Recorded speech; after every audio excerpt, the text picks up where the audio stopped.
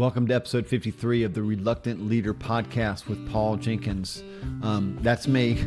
I'm your host. And today I want you to lean into a fascinating interview that I was able to have with Nina Sossamon-Pogue. Listen, not only was I pinching myself the whole time because of all that she's done professionally, but I was genuinely captivated by how she has handled all the plot twists in her life and how she's now helping others navigate them as well. Buckle up for a conversation that's going to challenge the way you think about failure, resilience, and redemption. Listen, if you've ever been knocked down by life and wondered if there's still a comeback in you, then this episode's for you. Hey, y'all, I'm so excited to have Nina Sossamon-Pogue with us on the episode today. Let me just read to you how I've put together words to describe her. She uses the phrase plot twist to describe her life story. Listen to this resume. She's a successful corporate executive, Emmy award-winning news anchor, world-class athlete, an authentic storyteller, and an author. And I just found out that she also loves dogs. Plus, she lives in Wendy's favorite city, Charleston, South Carolina. It's just an honor to have you with us, Nina. Thanks for coming on the Reluctant Leader podcast. Thanks so much, Paul. Happy to be here. Absolutely happy to be here. Maybe the first thing, I do have some questions I want to ask you, but I'm curious about that phrase, plot twist. Most of us associate that with a movie or a book. I'm a pastor. The people that listen to this are leaders of most people that are leading. They're leading people on faith journeys, and so I'm just captivated with plot twist.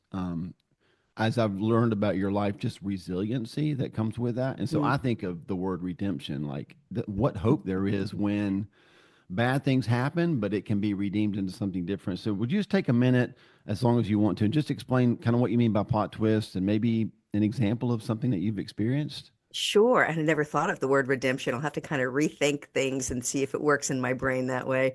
I call it a plot twist because, we all have, if your story of your life is a book and we have this book that's unfolding, and I like to start it with that way because today you and I are having this conversation, all the pages ahead are blank. Like we're not sure what's going to go in there. That's up to us and how we react to things, to where the life takes us. And I have had big plans for my life several times, big goals and well-laid plans and dedication and going in the right direction, doing all the right things, and then had things not work out. So that's why I call it a plot twist. Like they got to this point in my story where I'm like, okay, I'm moved away from home at 13 to move into an Olympic training center. I'm training for the Olympics, and then I don't make it. Like, oh, wait, this was not part of the story I was creating. Plot twist. Now what do I do with as a young woman who was on the cover of magazines as an Olympic hopeful, and I'm 16. I think my life's ruined at the ripe old age of 16. And that's a plot twist. Okay, that's not it. Let's see where life takes us now. And then I did collegiate gymnastics, and I thought, okay, I found myself again. Here's the plan. I'm going to have a great collegiate career, surround myself with like-minded people who are also really dedicated to their sport and disciplined, and let's go down this road. And then I blow out my knee. And I blow out my knee in college. I'm like, okay, plot twist again. This was not my plan. So I had to figure out who I was without gymnastics. Then I found television, and I went through that for years. I was very successful in television. And then I got let go. They went younger and blonder at one point. That was not part of the plan, plot twist. And we can unpack some of those things and the lessons learned along the way. But that's what I mean by plot twist. When we have an idea of what we think our life is going to be, and we all do. We sort of have ideas or concepts in our head of what life might look like for us. And then it just doesn't go in that direction, and you have to adapt and do something different. That's where my resilience research started coming in, because I was looking at, well, how come people like me, I've adapted and moved on and had bigger success on the other side. But not everybody does. Some people really get stuck in those moments. So that's my resilience research that I started. Yeah, and that's fascinating to me. So what are some of the, it's probably hard to say like here's two or three things, but what are the things that stand out to you when you do that research? Because I think everybody wants to know that question. Like two people can go through very similar situations and one comes out on top and one just seems to be stuck in a victim mentality. So, like what have you learned? What is helping people as you're talking to others and this resonates with them? Yeah, and it's a bit of in my how I put it together, it's neuroscience, cognitive behavior therapy. It's some stoicism. In your case, it would be faith. It was like it's all the pieces and parts of what make us up. And I mash mine up into what I call this framework. And Right. this is whatever you're dealing with. So Right. whatever, I'm not going to pretend that I know your life or the challenges you face. An easy one to talk about. I went through a divorce. A lot of people have done that. That's a commonality that's easy to Mm. talk about. People get stuck in that victim mentality or they move forward and go on and live amazing lives. So that's a big this. Like this is happening. It takes up all the space in your brain. So Yeah. when I talk about, in my first book is This Is Not the End, strategies to get you Mm. through the worst Yeah. chapters of your life. So that's the this. Whatever you're dealing with is your this. And then I take the THIS is the acronym that I use. And I take people through these 4 steps. And what I found in my research is there are some commonalities that people who have big success on the other side of failures or traumas or something, there's a commonality that they have. And Right. I've packed up those commonalities and made them into something that makes sense. Um, Sure. and so the THIS is timeline, humans, isolate, story. And as I said, it's my own mix of neuroscience and stoicism and my life experience and research. And Yeah. the first thing is timeline. And it's my favorite thing to talk about. I have a 25-year-old daughter, and she lives in New York now, and she's doing the New York thing, college graduate, working in Hmm. AI and some big tech company there. And I'll ask her, how are you doing? And she'll say, Mom, I'm doing great. My friends, they are all a mess. They think life's just ruined every time something happens. So I have to do chapter 6 on them and do timeline, you know. So here's the timeline concept. You take a piece of paper and turn it sideways and you draw a line across it. And this is your lifetime timeline. So you take 10 dots, 10, 20, 30, 40, 50, 60. However, we're going to Hmm. pretend that we're going to live to be 100. That's why it's 10 dots. Right. And I probably need to drink less wine and take better care of myself. But I'm going to pretend that it's going to be 100. Right. But you draw those 10 dots there. And then you can take whatever's happening to you and you can put it on that timeline, however old you are. Me, I'm in my 50s. I can put my dot over there. You can put a point on that timeline. And that's where you are today. And then I have people spend a little time on this timeline and go, okay, put all the good stuff that happened and all your resume stuff, the stuff you've achieved. You graduated or you got married, you bought a house, you got a job, the big stuff, had a baby, Right. whatever, on the top there. And then down below the line, on the top of the line, about on the time when it would have happened on that timeline. And then down below it, you can put all the other stuff that you wouldn't find on a resume, the things that you have survived, the struggles, even if Hmm. it was just failed a course, got bullied in school, maybe parented a child with a disability, went through a divorce, got fired from a position. Like all that goes down below the line. And then I have Hmm. people kind of connect the dots, and you see this up and down. And that's life. It's these highs and lows. Right. And it's kind of like an echocardiogram. You don't want it to be flat anyway. That would be Right. boring. So Yeah. life's going to have these, right? These ups and downs. Yeah. And then the magic of this is there's this dot there. And I always say, look at all that blank space ahead. You're more in control of what goes into that blank space than anybody else. Not Hmm. your wife or your kids or your boss or who's president or like you're going to decide how you react to things and going forward and the words you use and how you talk about things in the story of your life. All the blank Right. space ahead. And the timeline thing works really well because I can go back to when I lost my sport as a gymnast at the ripe old age of 19. And when I could no longer do gymnastics after I blew out my knee at 19, gymnastics, that part of my timeline was 75% of my life had been in the gym. Right. So it felt like everything. Of course, it felt like everything. It was 75% of what I knew. Now, Hmm. on that timeline, if I play it forward to when I'm 50 and my 3 kids leave for college by that point, I can see my career in television, my career in tech, and all of that time parenting. And then it's 28% of my life is gymnastics. It's a much smaller part. And if Yeah. I live to be 100 and I get that right, then it's 15%. So Yep. when things happen in your life, it may feel like everything, but it's just a piece. And so I use that to go, it's just a chapter in your story. It's okay to not be okay, not okay to stay that way, but it's not your whole life. It is just a piece of it. Right. And that timeline thinking is really helpful when you're going through something difficult because in many cases, it feels like it's everything. And if you can look at it and go, okay, a bad day doesn't make a bad week doesn't make a bad Right. year. A bad few years doesn't even make a bad lifetime. And Right. it's a part of your big, long lifetime timeline. Yeah. Yeah. So That's that's the T piece. Yeah, and I want to make sure you can do if you can do the HIS you can, but that timeline is so powerful because I mean I spent 2 decades of my life as a youth pastor, so working with adolescents, that's one reason why, and I feel like we're going to take a huge jump into other areas of whatever we want to talk about, but that's one reason why teenage suicide is so high because Right. in their life, in their mind, which isn't fully developed, it's not their fault, it's just biology, right? When Hmm. something bad happens, like COVID for my kids, they were in high school and college when that happened. Well, it was hard on us. We lost people that we love, but I'm older, so it wasn't, they lost like a huge percentage of their life was spent in isolation. It's going to hit them differently than it hit me. Right. And I think, boy, that's powerful to help people see, yeah, this is a moment, but you're part of a movie. You're part of a much longer, you know, lifetime than just this one time. It helps them see it like black and white. Oh, wow. Yeah. I've got a lot more on that sheet that I can Yeah. deal with. I was talking with some pastors yesterday, and we were just talking about how in the church for so long we don't talk about suffering enough. Like, you know, you don't want to dwell on it, but it happens to everybody. Everybody experiences hard times, and so we have to be prepared for that.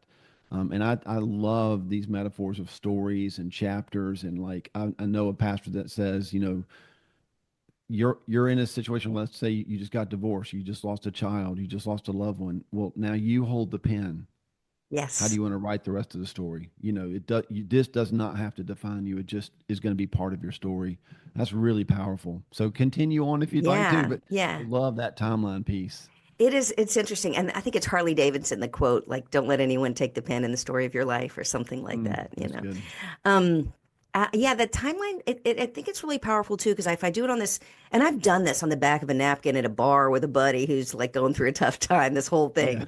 But sometimes when you look at that, I'm like, this napkin is your whole messy, marvelous life. Like it's the good stuff, the bad stuff, everything. And you just have this little tiny piece that you're dealing with. It's not this whole mess that you've got of the marvelous and the messy, the whole big thing. That's where the timeline gives you some perspective. So that's the T piece is really a chance to pull back and get some perspective and look at Yeah. life differently. And then the H is humans. People, we have learned we are not here to meant to be here alone. And through my research, I found that the people who have big success on the other side of a tragedy or a failure or something happens in their lives that's not part of the plan. People who have big success are the ones who don't go it alone, who let Yeah. someone in, and I always say, okay, on this piece of paper, now circle your dot and sometimes I have people flip it over and go write down the people in your life, who's helping and who's hurting. Put a line in the middle. Mm, Everybody who's helping on one side, everybody who's hurting on the other. And sometimes the people we love the most are not helping. They have to be on that side. That's just life. That's how it works. right. But you got to figure out who's helping and who's hurting. And then on the side with your line, with your lifetime timeline, in that circle, you have to let someone in. People who have success don't go it alone. Even elite athletes have coaches. Right. People have mentors. People have, mastermind groups that they take part in. People pull in others, and whether it's a trusted friend or a therapist, if you're going through something difficult, or someone in your church, you have to let someone in if you want to have success on the other side of it. You may Right. muddle through okay on your own and just survive it.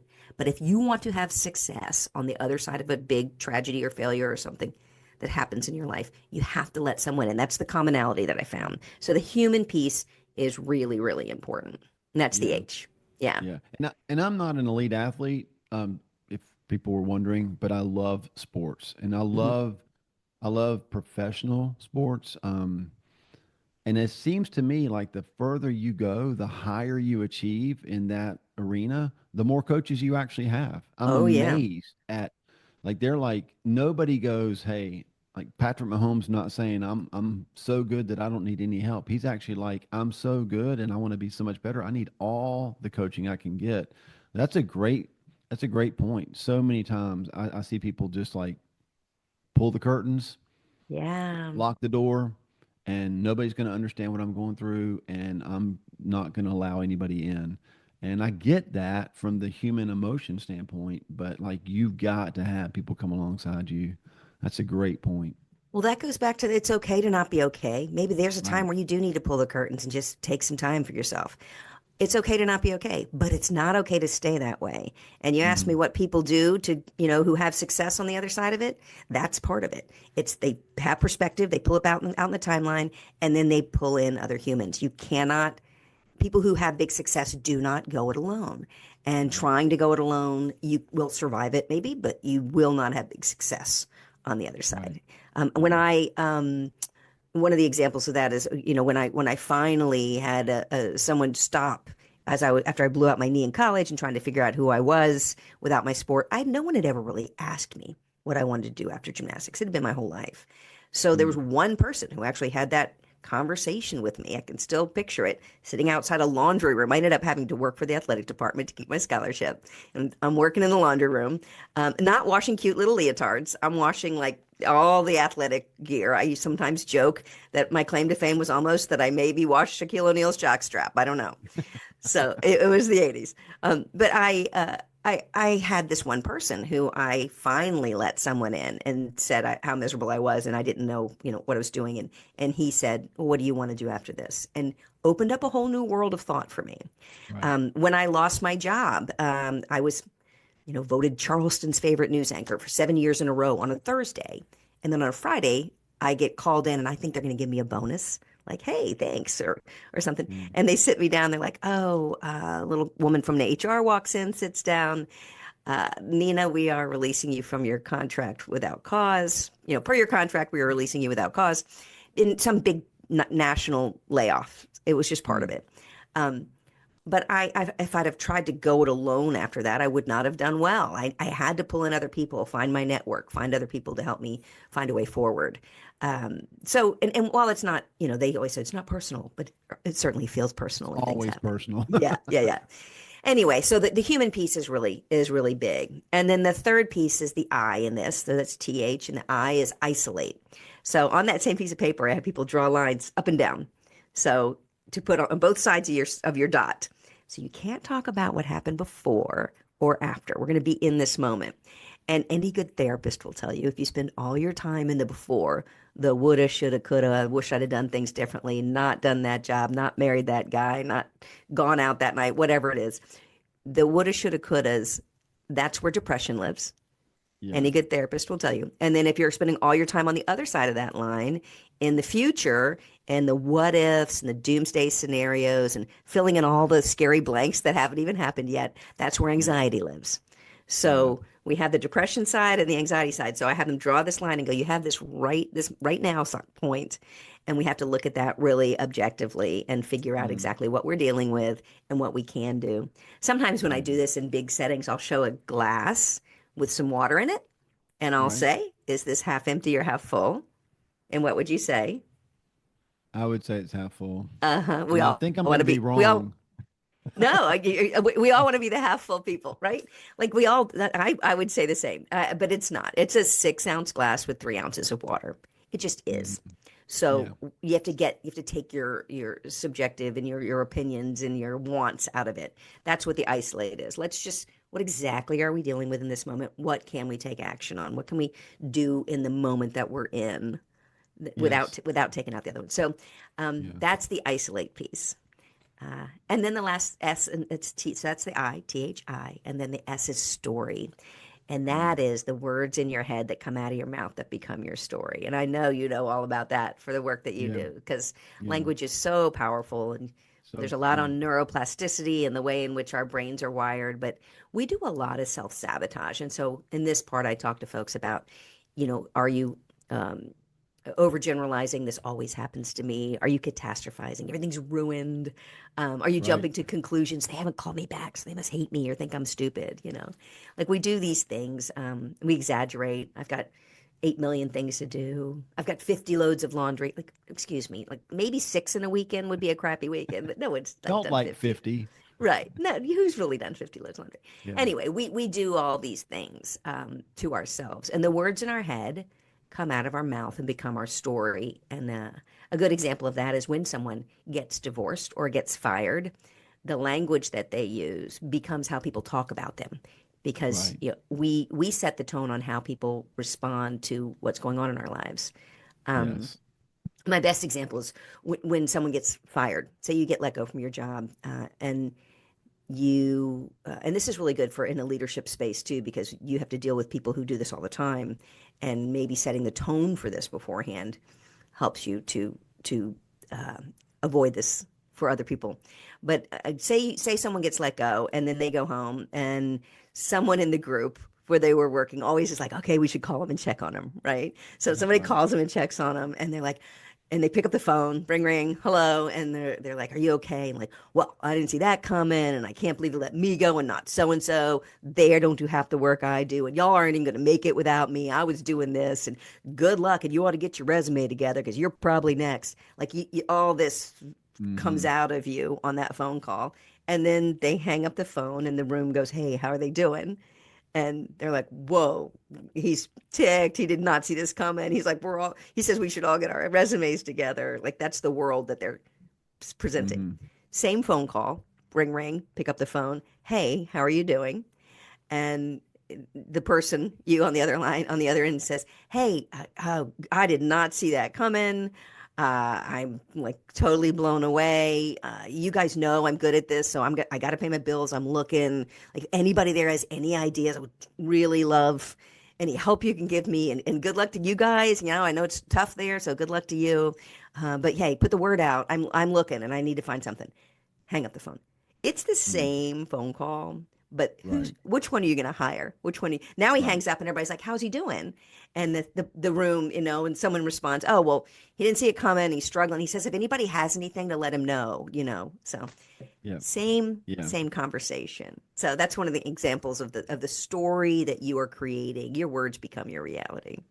Yeah, and I think that's why you need people like humans in your life. Brene Brown talks about the phrase that she used a lot with people is the story I'm making up in my head is, Hmm. and she would just say out loud what she was thinking so that they could either affirm it or correct it, right? And Right. that just helps bring that perspective. One of my favorite stories is it's not even true. It's just an illustration. But these two boys are put into a stable and they're given a shovel and they're told to go and clean the stalls. And so the man comes back a few minutes later and he's checking on him. And he asks the one kid like, "How are you doing?" And he's just like, "I'm so sick of this. It's just nothing but a big pile of manure. Blah blah blah blah." And he's like, "Well, keep working." And he goes to the other one, same pile of manure, and asks the boy like he's just shoveling like crazy, like manure's flying everywhere. And he's like, "What are you doing?" He said, "Man, with a pile of manure this big, the pony's gonna be awesome." And it's just all about perspective, right? Like Yeah. what are you bringing to that moment? What are you looking for? That's really good. This THIS. Appreciate you sharing that. Probably gonna go buy your book. It's awesome. Yeah, I can't Thanks, wait. I thanks. can't wait to read The that. book is a little, it's seven different steps, but they all kind of, I put them into four to share from stages and in this kind of format. But the book is really all about you if you're going through a tough time. It starts Mm-hmm. out, well, this is a crappy way to meet you. And because I figure anybody who picks it up is going through a tough time. But Right. yeah, it's Yeah. helpful. It's creating a script to protect yourself because, and I'm sure you do this with folks too. As soon as you go through something, everybody steps out there and goes, "How are you?" And you have to relive it Right. in your head every minute of every day. So, yeah, Yeah. thank you for saying something about the book, though. I'm proud of that one. Yeah. We'll definitely link it. Put a link in the show notes for that as well. Just Hmm. I'm sure I've got listeners that are going to want to go buy that. We've talked a lot about just the mind, and I love that. I'm getting ready to go back to school and study that. So in my world in church, we talk a lot about spirit. We talk a lot about soul. We don't talk a ton about the mind, but the Bible sure does. Like there are so many verses like renew your mind as a man thinks, so he is. Like this thing up in our head is, I mean, it's powerful. Um, Everybody's talking about mental wellness in the world today, as Hmm. we should, right? It's important. So, you talk about just the constant connection, the FOMO culture, fear of missing out. How's that hurting us? If you don't mind just taking a few minutes and talking about that, I know our listeners are going to want to hear that. Yeah, it's we're doing it to ourselves is the scary part. Yeah. One of my favorite quotes is you spend most of your life in your own head. You might as well make it a nice place to live. Mm. That's So, good.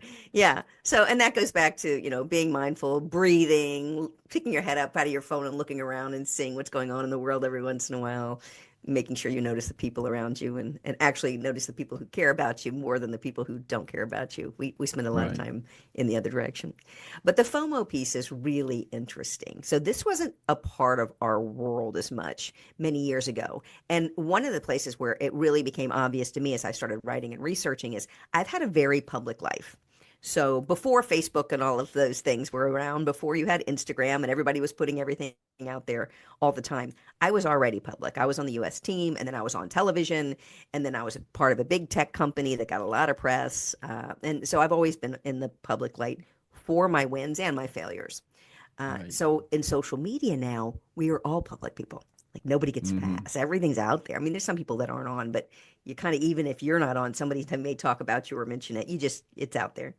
So the FOMO piece is very, very real. And you mentioned young people. It obviously is part of the high suicide rate with teenagers and adolescents because they're constantly comparing themselves and they put themselves in a bad mindset in their own heads. Right.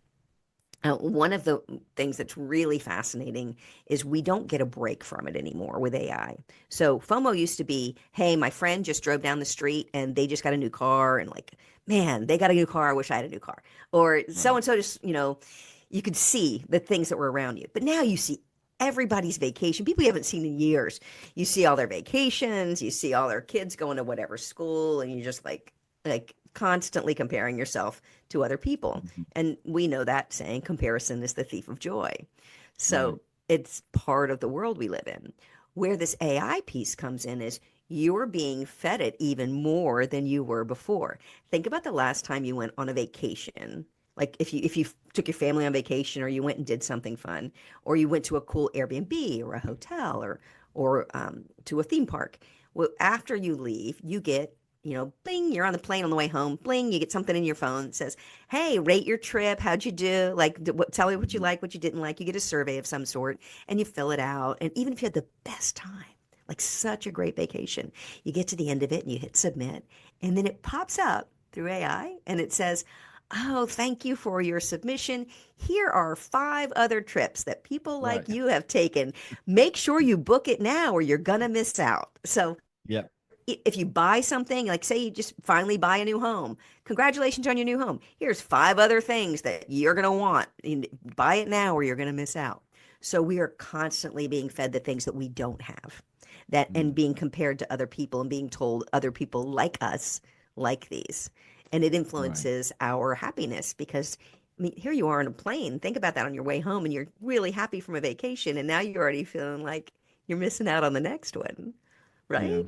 Yeah. Yeah. Which doesn't give you any motivation to go back to your actual life, right? Right. Like one of the things that we talk about, my wife and I talk about a lot is I want to live a life that I don't need to get away from. Hmm. It's good to go away on vacation, but I know so many people who are like, they're just, I have to go to work, I have to do the job so that I can have a week later to go off on. So they're living for that one week Right. instead of like just live your life and then go away, recover, refresh, all the things that is really important. The I that you talked about, isolate, like have a moment, be present, go do that so that you can go back to your life which you hopefully have joy in. If we're always we're just not allowed to be present because it's Right. either you regret your past or you better do this so you don't miss out on what is coming next. And so, yeah, that's powerful. Just Yeah. to not be. God, how do you? So the simple answer is you just unplug your phone. But like practically, how do you help people unplug from that pressure to Well, take the next vacation? yeah, I don't think we are going to unplug from it. I think that it's going to be part of our world. I think we need to change our mindset around it. And one of the things that's really, especially in a corporate setting, one of the things I find that's really interesting and interestingly makes a big difference is I'll say to folks, "Hey, remember the day you got this job and you beat out a bunch of people to get this job and how happy you were?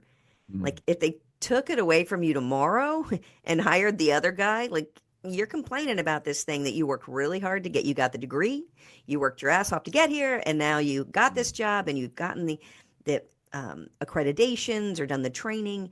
And yes, you're frustrated in, or yes, it's hard. If it was easy, everybody'd be doing it. But you Right. got this job over somebody else. Yeah. Like and sometimes we don't appreciate what we have until it's taken away from us. And so Mm-hmm. I'll do a lot of reminding folks, what if you didn't have that? What if this tomorrow they said, hey, you don't have this job anymore? Or with your family, or what if your kid wasn't there anymore? Or what if your spouse, as much as they may be driving you flipping crazy, if they weren't, what if they hadn't chosen you? What if they'd chosen somebody else? Yeah. So a lot of that we can find joy in our own lives. I always tell people, fall in love with your own life. Mm-hmm. Quit looking down the street. Like, you don't know what other people are going through. We know that. But you don't know what they did to get there, and you didn't do that. You're already here at Yes. this point in your timeline. This is where you are in your timeline, and you did the best you could with the decisions. You made the best decisions you could at the moment that you made them. Obviously, it's where you are. Yeah. But fall in love with your life, because it's the only one you've got. You're not going to have, I'm not going to have Karen's like life down the street, or I'm just looking down my street right now and thinking other Right. people that have like pretty friggin' amazing lives. Yeah. I'm not gonna, I'm not gonna have, Alyssa's job that's amazing. I don't have that training. I didn't do that. I didn't choose to go down that road. People will look at me and think, I wish I was a world class athlete or this.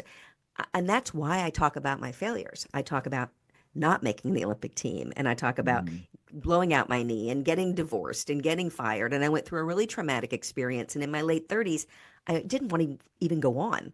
I was at a Mm. point, as positive as I am now.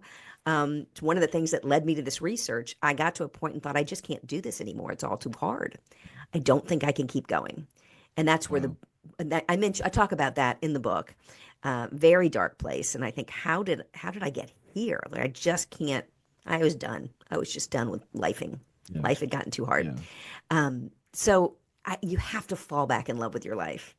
You're right in Mm-hmm. the middle of it. You've done the best you could up to this point, and you get one, and the people around you are the people around you. If you need to edit them, edit them. That's why I always do that isolate piece. But the Yeah. THIS helps you if you're in an unhappy place, or if you're in a crappy chapter, as I call it, crappy chapter Mm-hmm. in your life. You can go through that and put it on your timeline, figure out what humans are in it, isolate it, not before and after. What are we actually dealing with? And Yeah. then what is the story you're telling yourself about it? Actually, write a sentence. Have people write that sentence on this is, and at the bottom of the page there. And they have to come up with words that they're comfortable saying out loud. Yeah. This Mhm. has been so good. I bet you get this all the time. I could talk with you all day long. This is Hey, we just, didn't I even talk love about dogs. We talked about that beforehand. Is your puppy still there with every you? everything. Yeah, she's still sleeping in my lap, which is awesome, right? Oh my Um, gosh. uh, everything you've talked about is just so powerful, and so helpful, right? And I keep thinking, so the word that keeps going through my mind is grace, Mhm. because we have to give ourselves grace, right? And then that should help us give other people grace. When I was not an athlete in high school or in college. I tried, it just didn't work out. But as I got older and I had kids and I was tired, like when I try to play outside with them, just get tired. I started running. So I was the couch to 5K guy, right? That was my whole thing. And then so fast forward 15 whatever years, a handful of marathons, some ultras, whatever. But I remember before I started running, I would be driving my car up a hill towards my house, and I would see a person walking up the hill, and the first thing I would think is that person's so out of shape, and why are they can't even run up a hill. But when I started running, I realized why people walk sometimes. And it was like, I thought, wait, people are driving past me thinking the same thing about me that I thought about that person. And it was just that moment where you go, wait a second, I wasn't graceful to that person. Mm-mm. And I'm not, and that didn't give me room to be graceful to myself. So like recognizing our limitations, like again, stuff's going to happen. Some of it's going to be good, some of it's going to be bad, but man, none of it has to impact how we view the world, right? We can still have hope, we can still have joy, we can still give grace, we can still be honest about how we feel.